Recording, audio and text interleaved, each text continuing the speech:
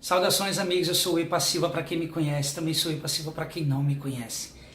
Você foi rejeitado por seu pai ou por sua mãe? Ou pelos dois? Ou você ainda sente essa sensação de rejeição mesmo morando dentro de casa com seus pais? Porque eu fui rejeitado por 3 vezes durante a minha vida, eu tenho 35 anos e eu fui rejeitado 3 vezes por meu pai. E eu quero dizer para você que quem foi, ou quem é e quem sente essa sensação de rejeição é algo muito sério, é algo muito complicado, é algo desafiador para resolver, mas é possível resolver. E é isso que eu quero mostrar para vocês. Só quem passou, quem passa por isso, sabe o quanto é difícil essas questões que a gente tem em relação aos nossos pais. Mas antes de continuar a história, de te dizer, eu quero te avisar que esse vídeo vai ser um pouco longo, porque eu vou te contar um pouco dos detalhes do que eu passei, do que eu sofri e de como eu resolvi. Porque é possível sim você resolver essas questões relacionadas aos nossos pais, porque são a base de tudo, né? Meu pai se separou da minha mãe, eu tinha um pouco mais de 2 anos.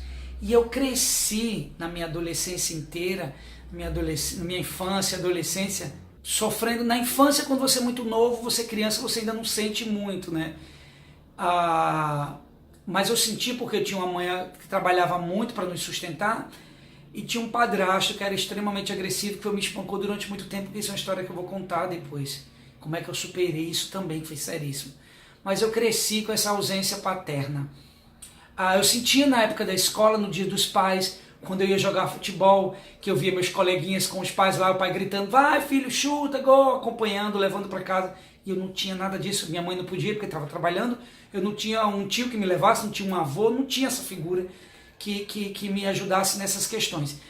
E aí foi na infância passando por esses problemas, aí você vai começando a sentir, aí na adolescência você é mais rebelde, se acha bem resolvido, dono da verdade, sabe de tudo, né? Eu comecei a ficar, o que é que tem? Quantas pessoas não crescem sem pai? Isso é normal, besteira. Eu dizia isso. E tem um detalhe que eu esqueci de contar, que eu não sabia a fisionomia do meu pai. Porque esse padrasto lá, que eu vou contar depois, ele cortou as fotos que tinha do meu pai. Então eu cresci sem saber a fisionomia do homem que me fez, né? Eu ficava assim, minha mãe dizia, ele tem um cabelo liso. As amigas da minha mãe falavam, teu pai era muito lindo, cabelo liso, olhos claros. E eu ficava imaginando esta figura. Então na minha adolescência, quando eu fui ficando mais jovem, na verdade, né? Que cheguei aos 20 anos que eu decidi ir para o Rio de Janeiro.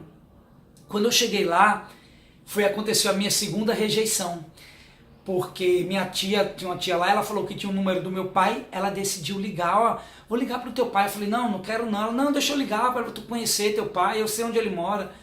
Aí eu criei aquela expectativa, né? Então liga. Quando ela ligou, que falou com ele, ele cagou, cagou pra mim, pela segunda vez, não fez questão, não quis me ligar, e aquilo, segunda tristeza. Mas ela deixou o telefone no meu celular. Passaram-se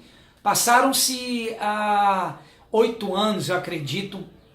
Eu já tinha virado empresário, já estava bem de grana, já tinha viajado um pouquinho. E aí, um certo dia, eu estava com o telefone na mão, assim, na cama, falei, passando os números, liguei para o telefone dele. A esposa dele atendeu, aí perguntou quem era, eu falei que era o filho dele, Epaminondas, que ela ficou lá questionando. Eu falei, passa para o meu pai, por favor. Ela passou, aí ele é você? Eu falei, sou eu, seu filho. Aí ele já começou logo se justificando, porque que nunca me procurou, por problemas da família, que a família tinha problemas. Eu falei, sim, mas o que é que eu tinha a ver? Eu era filho, mas eu não questionei muito. E aí ficou, né? Quando desligou o telefone, sabe o que aconteceu comigo? Aquela pessoa bem resolvida. Antes disso, eu contava piadas para os amigos, mostrando que eu estava muito bem resolvido. Eu só contava piada quando falava de assuntos de pai.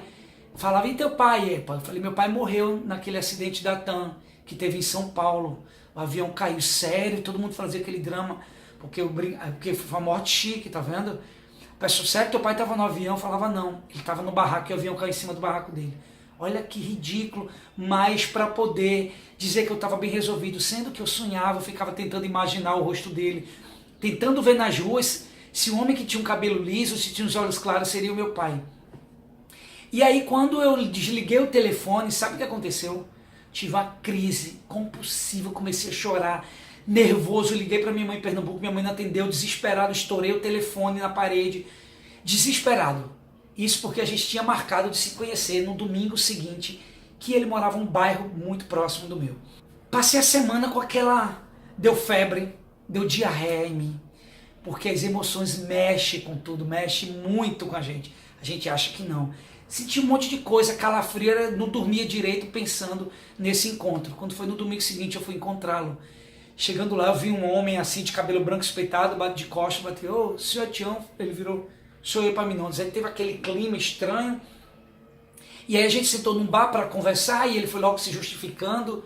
E foi aquele clima, ele contando, perguntando do passado pelas pessoas da família, justificando. E eu disse como é que o que é que eu senti por não ter sido criado por um pai, o que é que eu passei. E aí passou, aí a gente foi, eu fui embora, foi aquela felicidade misto com estranheza, porque era um ser humano que eu estava conhecendo agora e percebi algumas coisas que eu não achava legal. Certamente ele também não achava algumas coisas legais em mim. Mas aí durante a semana a gente se falou algumas vezes por telefone e no domingo seguinte fui até a sua casa novamente almoçar com ele e a sua esposa. Chegando lá e ele tomou uma cerveja, foi bebendo e eu lembrei que minha mãe falou que ele não podia beber. Quando ele bebia ele ficava agressivo. E aí eu fui almoçar na casa dele, a mulher dele foi almoço e aí a gente começou a conversar. Daí ele bebeu, começou a ficar soltando indiretas para mim. E a mulher dele, para Tião com isso, para Tião. E eu sentindo aquele clima. E eu perguntei, o que é que está acontecendo? Ela, não, nada não, o que é que está acontecendo? Eu já com 28 anos, já ganhava meu dinheiro, já tipo, bem resolvido comigo. Ela, não, porque teu pai está querendo saber se tu se relaciona com homens. Eu falei, é isso? É isso que o senhor quer saber? Ele, não. E aquele clima, eu falei, sim, me relaciono com homens, sim. Tranquilo, sou empresário, trabalho, me relaciono com homens e não muda nada na minha vida. E a partir daí ficou aquele clima estranho, porque eu lembro que minha mãe falava que ele era muito homofóbico.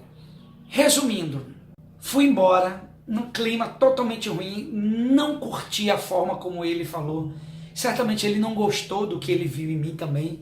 E eu fui embora. Durante uma semana ele não ligou para mim, eu não liguei para ele.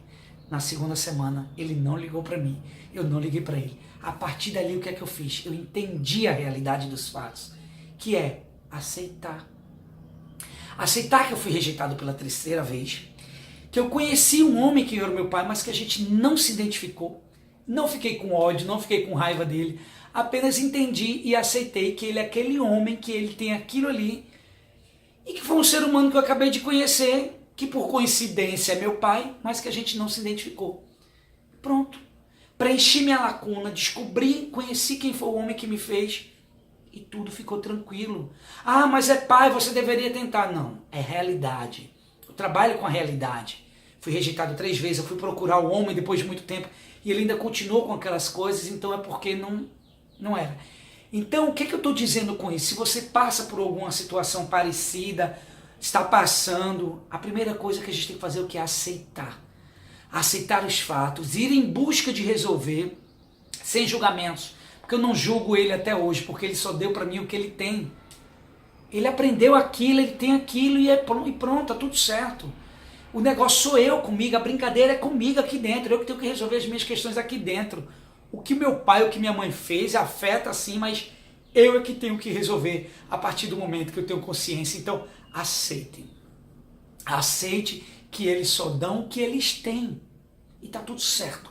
Sem julgamento, sem crítica, sem raiva, sem rancor. Porque raiva e rancor só a gente que se ferra.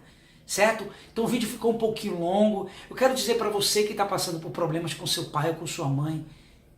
É possível. É possível e busque resolver, porque enquanto você não resolve, a sua vida não anda. Você pode até ganhar dinheiro, mas você se desfaz. Você pode ganhar dinheiro, mas você tem problemas nos seus relacionamentos. Você pode ter problemas com seus filhos. É muito sério. Enquanto a gente não resolve essas questões emocionais, vindo dos nossos pais, a nossa vida não anda, porque família, pai e mãe é a base de tudo. Não tem para onde fugir, é a base de tudo mesmo. Certo? Eu sou Epa Silva, quero te dizer que é possível sim a gente resolver as nossas questões relacionadas aos nossos pais e ter uma vida boa. Acompanhe a gente, porque família é a base de tudo.